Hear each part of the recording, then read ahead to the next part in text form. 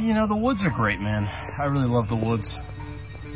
You know, I guess I love it more than uploading videos since I haven't done that in a while. But anyway, I swear to you, I remember I saw some type of a deer print out here, a deer track, as they say, but I can't find it in this darkness. And, you know, now that I think about it, deer tracks remind me of something else. They remind me of, what's that SCP? Isn't it like a not deer or something? I'm not sure. And I'm also not sure where I'm at even, where am I going? I don't know. The point is, today's video is on SCPs, okay? Oh wait, never mind, actually. You can't really tell. Okay, this is unscripted, genuine situation. I found the deer track. You can kind of see the indent right there, dude. That not deer might actually be out here. I gotta get out of here. I actually gotta get out of here. Alright, after that breathtaking intro, I think we should get straight into SCP-6448, aka Not Deer. Now, if anyone here has seen that episode of Adventure Time called No One Can Hear You, you know how creepy a sentient deer can really be. I mean, that deer was something else. But if you can imagine it, this deer is way, way worse. Now, if you live near any woods where deer live, you may want to know what to look for. So, as you can see here, we got a few things. Some may seem a little more normal, but then you got stuff like legs bent backwards, eyes belonging to unrelated animals, forward-facing eyes, and the tendency to walk on two hind legs. I don't want to be that guy, but this is really reminding me a lot of that Adventure Time deer. Maybe this is the first animated depiction of that SCP, who knows? One other thing of note is that these creatures also stalk their prey for extended periods of time, breaking into homes and taking their stuff. We don't exactly know why that is yet, or why it seems that they only harm people while they're outside. They're also apparently encountered the most when someone's in the forest while it's dark and they're alone. Kinda sounds familiar. I wonder why. Another interesting note is that if you just act like it's a normal deer, it can't kill you. The main way we learn about what this SCP does is through 911 call logs, which I really like. It's different from the usual case logs or historical reports.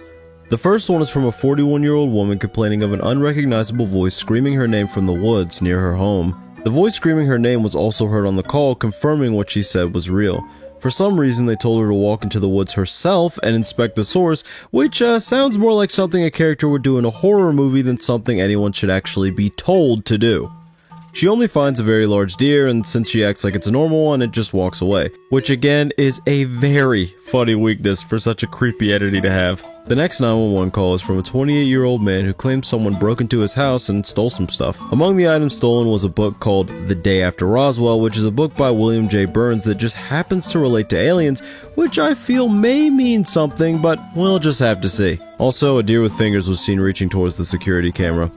Yeah, I just keep seeing similarities here. Another 911 call comes from a 54-year-old farmer who somehow lost 30% of his largest herd of cattle. Despite hours of searching, nobody found any evidence of the cattle until two not deer are seen on a trail cam leaving a fork in the ground. Which, I don't know if that's them saying they ate all the cows or not, but if it is, it's funny. Anyway, like 200 hooves were found, so that's about 50 cows. Little math lesson for you there. Someone found one of these not deer malfunctioning, for lack of a better word, until it basically explodes as a black mass escapes its husk. Which, knowing SCP, I'm surprised it didn't infect every human in the surrounding area, turning all of them into not deer or something.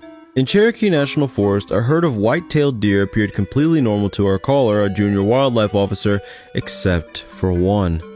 It had the usual stuff, the backwards legs, forward-facing eyes, and an enlarged abdomen. Unfortunately, our caller here makes a mistake by actually noticing that the strange deer creature is strange and is rapidly approached before seemingly being eliminated. Weirdly enough though, the next day, the college supervisor reported that they were still receiving word from them through their radio. When the supervisor finally went out along with law enforcement to see what was going on, a single not deer fled, leaving a two-way radio. This call log specifically really creeped me out. I think it was just the fact that it can easily replicate a voice so seamlessly that even people that know you wouldn't be able to tell that you were gone.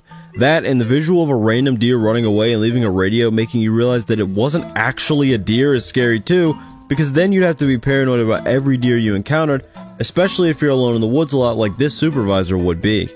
The final report consists of a woman who was hearing someone or something following her on a hike. As she traveled back toward a place where she could better identify her surroundings, the 911 call was overtaken by SCP-related staff who told her to act like nothing was wrong, go home, get her weapons, and barricade herself. She would barricade herself in her closet as one of the not deer would eventually come in while speaking to her. It would find her and they would engage in an altercation, although no remnants of anyone or anything were left over. Frankly, just that sequence of her hiding in the closet while the creature is calling out to her was a terrifying visual to me. I mean, it's scary enough if a regular person's doing that, but then you also have to add the confusion of it being an anthropomorphic deer? However, there is one more part to this tale. Later, one of the creatures was actually captured. When interviewed, it reveals that they are imitating the deer for research. Which, this must be a really specific type of research if they're only encountering people that are in the woods. Like, that's excluding a large portion of the human population there. Anyway, it then references July 7, 1947, which is the date of the Roswell incident, where people think aliens were running around New Mexico or something like that. It makes a lot more sense now that the book that was stolen related directly to this incident too. Then, a black mass of tentacles escapes and is never found again, presumably wandering the earth or something, but the point is, these deer are aliens. Disease-looking deer are actually aliens. How's that for a conspiracy theory? Honestly, I may look at deer differently now after this, though. I won't lie. Speaking of looking at things differently, though, you ever seen a piece of art so good that you just physically couldn't move? You were so overcome with some strong sense of emotion that you became nearly paralyzed? Yes, I know all of you are starting to name different videos of mine as examples, but please calm down, people. I'm talking about paintings, okay? Like SCP-1074, for example. This is a mysterious painting that is just gray. At least, in pictures. But if a person looks at it, it morphs into something entirely different. Something that they believe is the most powerful piece of art that they've ever witnessed. Every single person describes it differently as it seems to relate directly to their own life experiences in some way. They also won't look away from it and will try to force other people to look at it as well. Additionally, they will try to discuss the painting and even existence in deeper ways for a few minutes until they become catatonic, aka effectively immobile and unresponsive, though still conscious. Their brainwaves read the same as someone who is awake and aware, which, from the limited researching I did, seems to be like another abnormality caused by this SCP. I could be wrong though, since it seems like a lot of people are aware and remember what was happening around them during a catatonic state, but I just thought I'd point it out. This state is also completely incurable. Even trying to erase their memories doesn't work because the painting somehow reappears in them and causes the same effects to happen again. Originally, this painting titled Stendhal's Nightmare was found in an art gallery after unsurprisingly causing a lot of problems. I feel like whoever painted this must be an anomaly as well though, because the painting's name refers to a real phenomenon called Stendhal syndrome where people experience several physical sensations upon experiencing a beautiful work of art. Meaning, this person knew exactly what would happen to people upon viewing it. So yeah, a painting that basically takes away your free will, makes you obsessed with it, and renders you immobile and unresponsive with no cure is pretty scary, but we all know that SCP is going to take it to the next level with the actual reports and interviews. A man accused of some heinous crimes that he vehemently denies was shown this painting. Upon first seeing the painting, he expressed anger and then confusion as he went on to say that he saw himself in the painting, more specifically himself crying on his knees in the midst of a burning city. Even stranger still is that there's someone else in the painting with him. Jesus himself. In one hand he holds a flaming sword, and in the other he holds a scale possessing an apple and a heart. However, the apple is weighing the scale down. Now, if you're unfamiliar with Christianity, the apple relates to original sin, so basically the painting is just saying that he's guilty of the crimes that he's been denying this whole time. At first, he denies his alleged crimes, but then he begins to admit that he's been lying, and that he actually did do that. After this, he starts getting existential and philosophical, and says a lot of things you'd see in the description of some cryptic, cursed YouTube video from 2007. Another interesting thing is that in the end, after raining for several minutes and then being silent for almost 30 seconds, he just normally asks the doctor, "Are we cool yet?" before entering a catatonic state. Now, at first I thought this was just some kind of funny comedic relief, like he was suddenly normal after what had just happened, but it actually seems like this has a deeper meaning.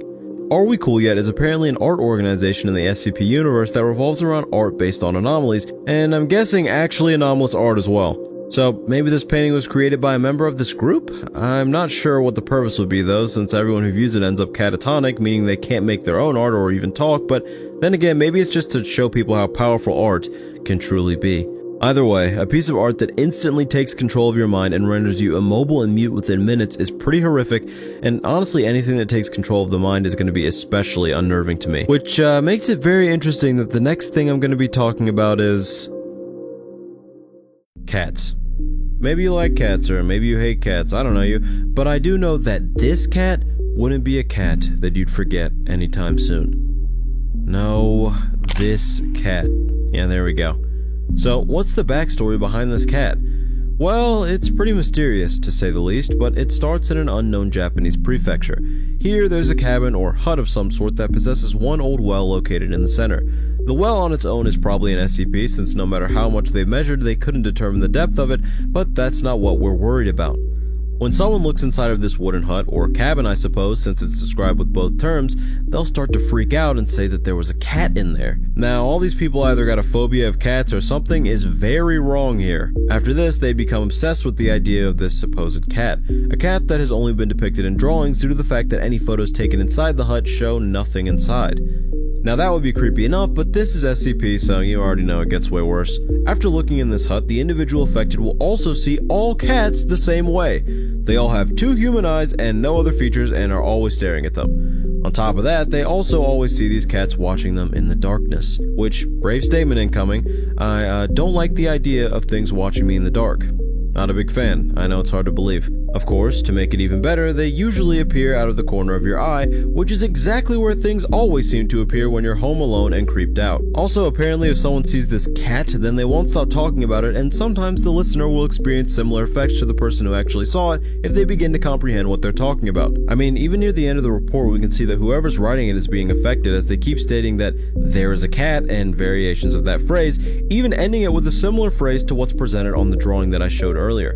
It's also even more unsettling that people who are affected act normal otherwise, so you never really know who's been changed and who hasn't. Granted, this change is minor compared to SCP-3999.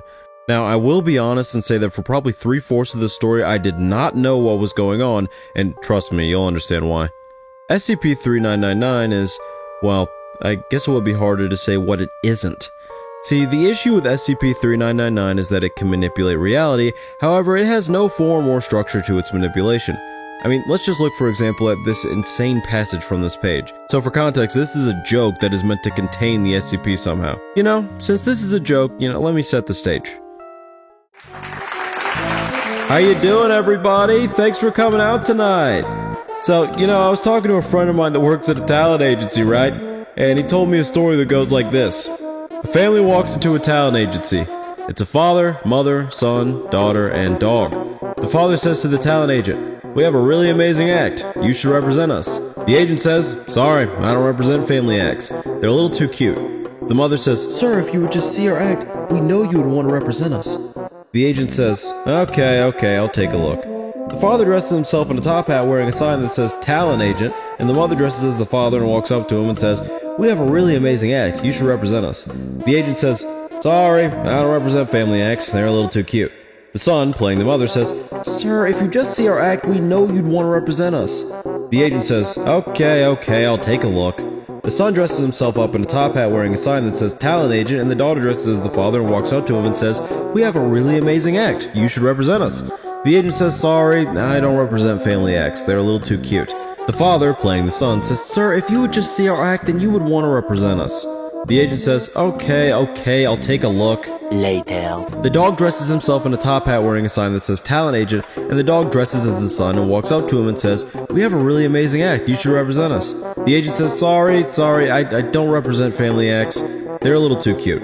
The dog, playing the dog, says, "Sir, if you would just see our act, we know you'd want to represent us."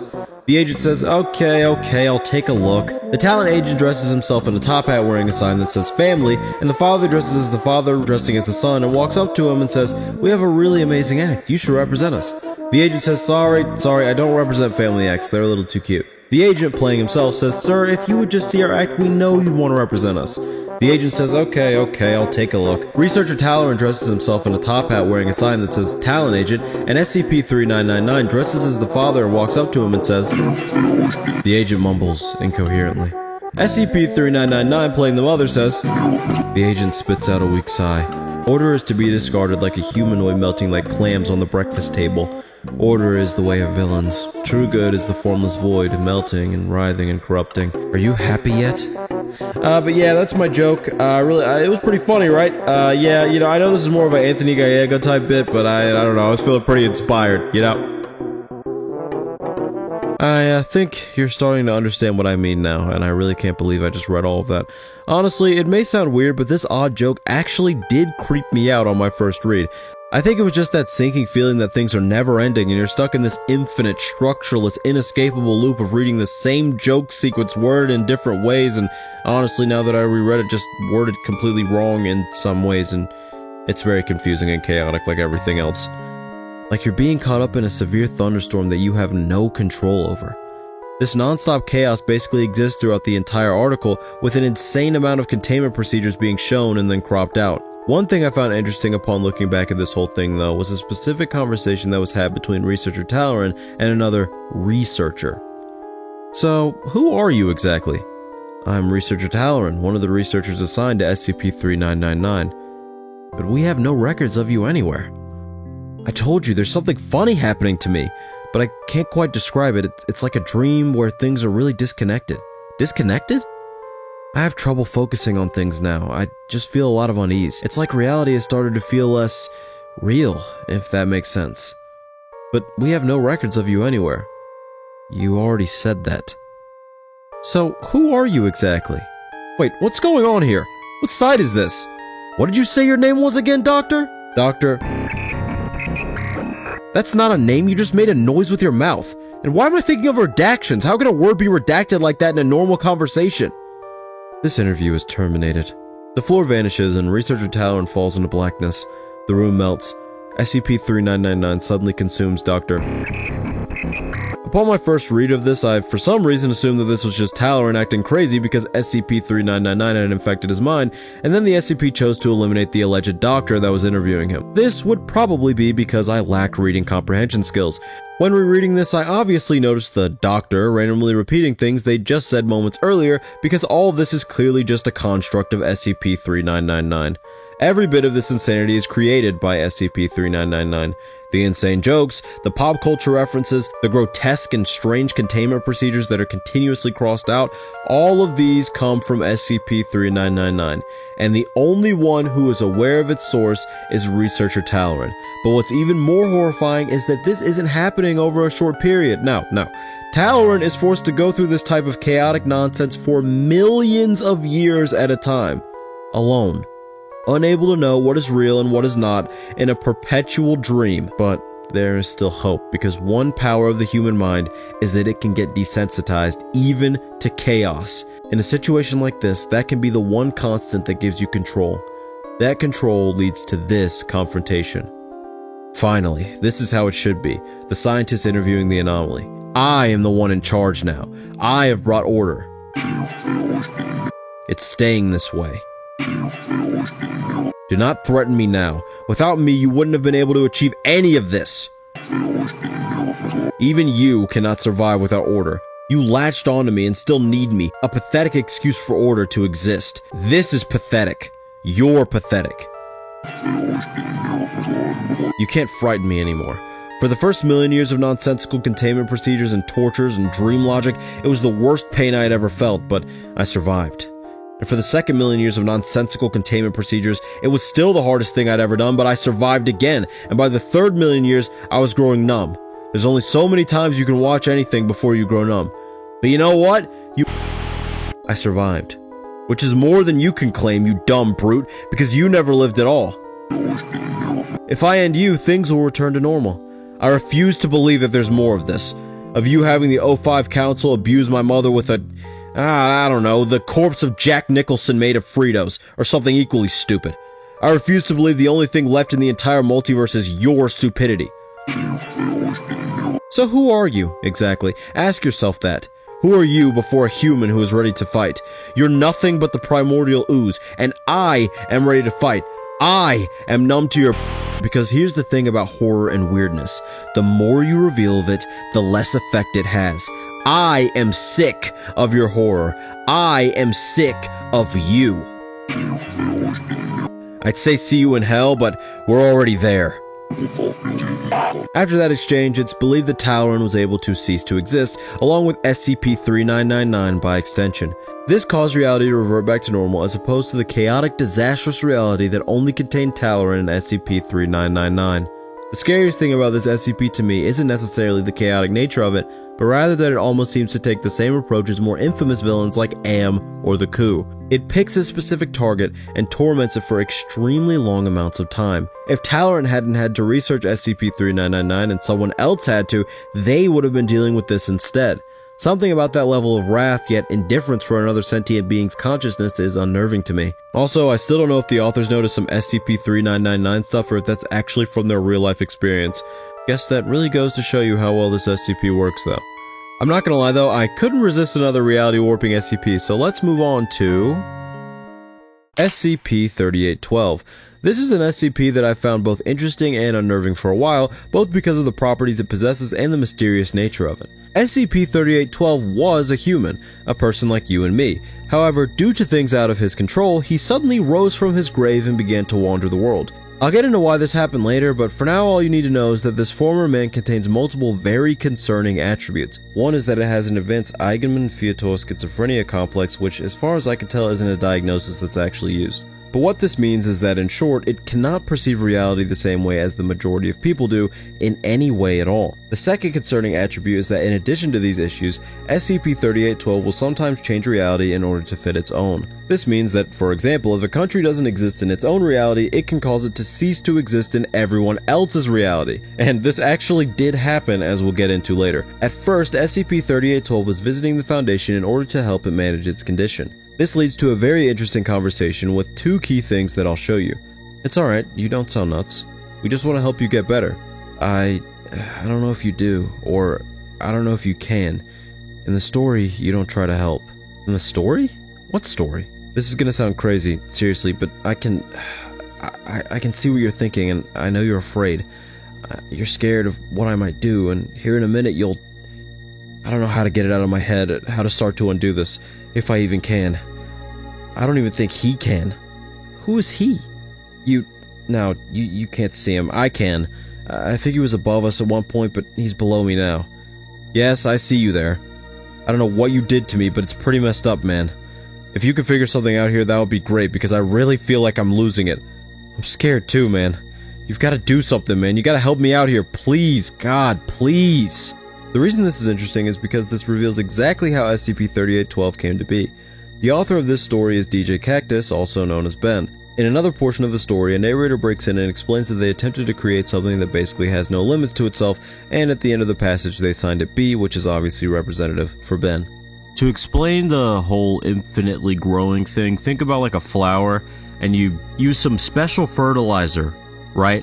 And that fertilizer causes the flower to not only be indestructible, but to never stop growing. Eventually, it would grow out of the earth, it would grow into space, and then it would just keep going past space. Whatever's above space, it would just keep going.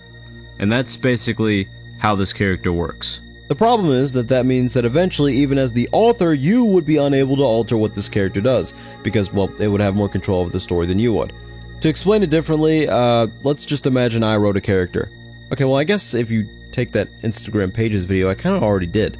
Well, okay, let's say one of these guys, who will reappear on the channel at some point, okay, just give me time, suddenly became not only aware of themselves being a character, but was also able to watch the video they were in, and then eventually was the one reading a book that detailed the process of me making the video and also the rest of my entire life. And also books of everyone else's entire life in the entire universe. So, yeah, that probably still sounds confusing now that I think about it, but basically the character is able to read their own story, and then becomes able to write their own book entirely, and read everyone else's books.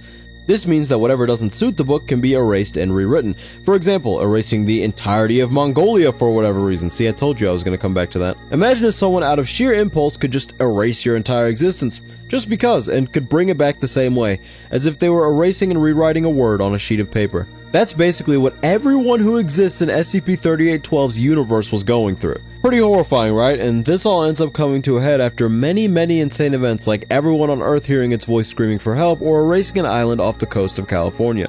On December 20th, 2016, SCP-3812 suddenly transformed into a glowing star, and then suddenly started destroying the world by, among other things, stopping the rotation of the Earth, causing firestorms, and erasing and bringing back people from New Zealand for some reason? I don't really understand that one. We then see a conversation SCP-3812 has with itself where we understand that it's split into two main personalities. One is very angry that it was created, suddenly changed from a normal human into an incomprehensible sentient being that is basically experiencing all of existence at once and is constantly overwhelmed, suffering greatly because of it. The other has come to peace with its existence, understanding that it has the capacity to change and grow forever, that it has seen so many stories and that all the stories are similar even in their different appearances, that there is beauty to all things even in this scenario. Through this conversation, the other personality is convinced to stop what's happening and allow reality to return back to normal. They even reference the author, DJ Cactus, in this conversation. In the end, all volatile activity stops and SCP-3812 exists peacefully, though it still does distort space-time around itself. In a way, it's kind of beautiful that even despite all the chaos and insanity, it was able to find peace and realize the beauty in things. Maybe we can do the same someday. But not right now, we got other SCPs to talk about. SCP-2935 was really interesting to me. Well, yeah, obviously, I'm talking about it in a video, but it really stuck out to me among all the SCPs I looked into for this entry. So, one day, SCP personnel find out about this strange radio signal coming from a cave near an old cemetery in rural Indiana. They investigate and initially think nothing of it until they realize what it's saying. This is an automated emergency broadcast from the SCP Foundation and your national government. One or more of our sites is experiencing a communication breakdown, likely due to a containment breach of unknown magnitude. All citizens are ordered to stay in their homes as containment teams work to secure the breach. This message will broadcast from April 20th, 2016 until... and then the message would loop.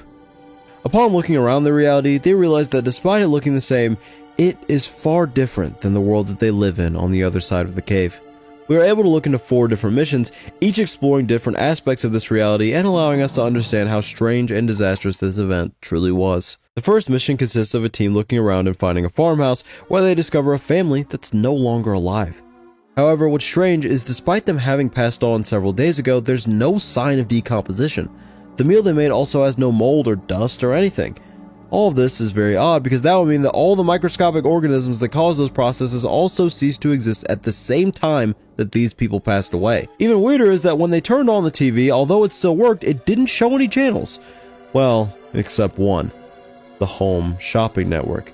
Consistent with everything else, 2 deceased people laid there with no signs of decomposition. However, what was even stranger was that an emergency light was going off and the background had been burned down. When going back outside, a researcher also points out that despite it being summer, you can't hear any wildlife at all. The second report consists of the agents exploring one of the SCP research bases, Site-81. Of course, they find more of the same, however, because it's about them this time, they actually remember what they were doing at this time on this day. For example, Roy, who discovers himself and sees that he was holding the exact firearm that he briefly tested that day around that time. To him, it was a trivial test that didn't even last very long, but to this version of him, it was the end. Again, it's also pointed out that everything just stopped. All the sentient AI in the base is no longer working, and the bodies simply have no biological processes and are perfectly preserved. There's signal citing a breach, but there's no remnants of anything. However, it gets even weirder. They feel themselves being watched, and they discover one decomposing body, the only one in the world, in fact. It's of Agent Keller, who wasn't even at the site at this time. Weird. Not only that, but even a ghost in SCP-682 who is supposed to be invincible and immortal have still ceased to function. Nothing was impervious to whatever this force is that engulfed this reality. The next research mission also has a couple of notable moments. One is that SCP-963, an amulet that contains the consciousness of Dr. Bright, is no longer working, which makes sense. Another, though, is that somehow, someway, a protocol was triggered that caused an on-site nuke to get tripped, apparently ending the entire research team that set out to explore this reality. Another thing odd about this is that prior to this point, it was said that the other agents couldn't be heard in the background while Keller is furiously typing despite them being heard before. Now, looking at it, it's possible they just weren't talking during this one instance and things went back to normal since Keller seemed to be having conversations with the other agents again after this, but I just thought it stood out. But trust me, the final exploration entry in the recovered data and artifacts list makes sense of all of this. In the final entry, a drone is observing places in Indiana and eventually Michigan where Site-19 is located. There are downed airplanes, fires, and of course, no life at all. Eventually the drone encounters Keller, who says, "I don't have any answers. I don't think there are any. I'll do this one thing and hope that fixes it. Seal it shut. You've got to lock it in here with us. I'm sorry." After this, the site is later seen exploding. So Keller purposefully set off the nuke in order to stop something. But what is it, and what does Keller know? In the report, all of the artifacts are completely inert or dead, so there's nothing surprising there. However, there is an encrypted message from Keller himself that explains exactly what's going on, or at least most of it. I'm only going to read an excerpt from it, though. I wish I had an explanation. If I didn't still bleed, I would think I was dreaming. I've had dreams that I was dreaming, but I wake up and I'm still here. Still here. Alone, and everyone is gone. They sent me to check this signal that they had picked up near Joppa, just off of 70. Quick little exploratory mission, and I was just the closest. I pop in there and I find this cave, and on the other side is the world I just left, but it's this one. This is the world I ended up in. The grass, the birds, things dropping out of the skies, and dark things floating in the water. People everywhere lying just where they stood. And the silence. God, the silence. Not even birds or bugs or just wind and nothing else. I don't have any answers, and I don't think there are any. I don't even have the right words to say. This world is different from the one that I saw in the cave. People are moved around, and the data is different, the things are different, because it's my world. This is the one that I left. This is... my family is here, and my friends, but now... it's all gone. Everything is dead. There's no evil magic, there's no supernatural stars, there's no futuristic ray gun or false vacuum device or nothing. None of those things even mattered. Nothing we did mattered. It's all gone. Something must have been in that cave. Something must have followed me out of here. Needed me to go in there and needed me to bring it out. To let it loose. To let it do to my world what it did to that. He goes on to say that he may be deaf if he brought whatever it was to this world. It concludes that if you're able to listen to this, you may be deaf too. This is when we realize two things. This version of Keller, or Keller 1, walked from his reality into a parallel one where everyone was dead already. He then came back and brought death, or whatever it is, from that reality to his own, and everyone instantly passed when he got there. In turn, when those agents went through the cave into the reality that Keller 1 accidentally destroyed, they would have caused the same thing if they'd gone back to their own reality. Keller 2 found this encrypted message, which is probably what he was typing furiously to de-encrypt, realized what had happened, and realized that he had to stop everyone from leaving, so he faked the door being locked and set the nuke off so none of them would survive to escape and end the world they'd come from. This is why he said to seal it in there with them, because he was telling the SCP personnel from this reality to seal up the cave. The scariest thing about this isn't just that one guy walking through a cave caused all existence to instantly cease, but rather that this may not be the only cave that this thing can come through. Imagine if someone else walks through another cave by accident and brings the same death, causing every speck of life and sentience in this world to stop. An invisible, unstoppable, deadly force that is unpredictable, and all we know is that it somehow uses a cave to travel between realities. I don't know how you can't say that's terrifying, honestly. Granted, after something as hard-hitting as this one, the next one may seem pretty silly, but let's go on to SCP-087. Yeah, I've been getting lazy with the transitions between topics, but anyway, SCP-087 was one I was very surprised I didn't cover in the last video. Like, I really thought I had, but apparently I hadn't, so I guess maybe I'm experiencing an SCP right now. Or I guess we just call it the Mandela effect. Anyway, you ever look down the stairs into a dark basement or maybe the lower floor of your house with all the lights off and thought about what type of terrifying creatures could exist down there in the darkness? Yeah, well, take that and imagine if the stairs had no bottom, all you had was a flashlight and no other light around you. Oh, and for just some added pizzazz, how about the sounds of a child pleading for help below you? But that's not all. There's also this guy, who's always there and has almost no features, which makes him even creepier. Although the lack of pupils and iris does make sense, as most creatures that live in little to no light do end up like that, and this guy is, stuck in this staircase. There are 3 exploration transcripts that we're able to read about these stairs. Yes, I know there's a 4th classified one, but hold on, we'll get to that later. The first one consists of a D-class individual who hears the kid after the first 13 steps, but after several more flights, the voice doesn't get any closer. Despite the voice not getting closer, I think we all know that they were getting closer to something else. At the bottom of the 51st flight, they see the featureless creature. It stares before suddenly jerking forward towards them, which causes them to instantly run all 50 flights in 18 minutes and promptly pass out. Which, trust me, that is a very impressive time frame to do all of that in, to say the least. But this actually doesn't seem that bad. I mean, at least he escaped the entity, right? Well, that may not necessarily mean anything, because in the second exploration transcript, it goes the same way. However, this D-class is attaching lights to each landing as he goes down. Eventually, he arrives to the 51st floor, and there's a large slash in the wall and the first step is destroyed. What's even weirder is that the concrete is perfectly smooth, like it was either heated up and cooled or maybe polished. For some reason, the creature that caused this is waiting 38 flights lower. Maybe to be in closer proximity to whatever's making that distressing sound? I don't know what this guy's deal is, honestly. Encountering this creature again causes an identical reaction to what we previously talked about, although, due to the amount of flights that the D-Class had to run up, he eventually collapses and lays there until suddenly an abnormally rapid heartbeat is heard along with static, and he suddenly runs out of the staircase and just sits there at the top, entering a catatonic or unresponsive state that he is still not recovered from. The third exploration is the furthest that we're able to read, though. The only things of note up until she, the D-Class, makes it to the 469th landing are that the lights placed on each landing are gone, that on the flight where the last guy collapsed, there's now a weird liquid and a smell of rust and urine, so that's something, and finally that now on the 51st level there's a hole in the ground of an indeterminable length, and a light was briefly viewed appearing in it. On the 469th landing though, she decides to turn back and is met with our familiar creature right behind her. This causes her to immediately panic and run down 164 more flights, being chased by the creature the entire time. What's interesting is the unnerving crying sound is now actually getting closer for once,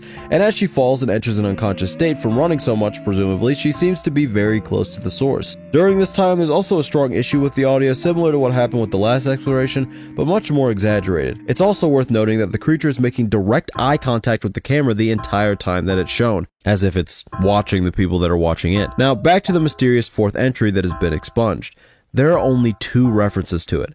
One is in the actual SCP article, wherein it's said to be the furthest recorded descent, meaning it would be lower than 633 flights, and the other is in this Reddit post. This post is by the author of the story and is also their last post on their page in general. It simply says that they found the transcript of the final exploration and that they want to know if they should release it.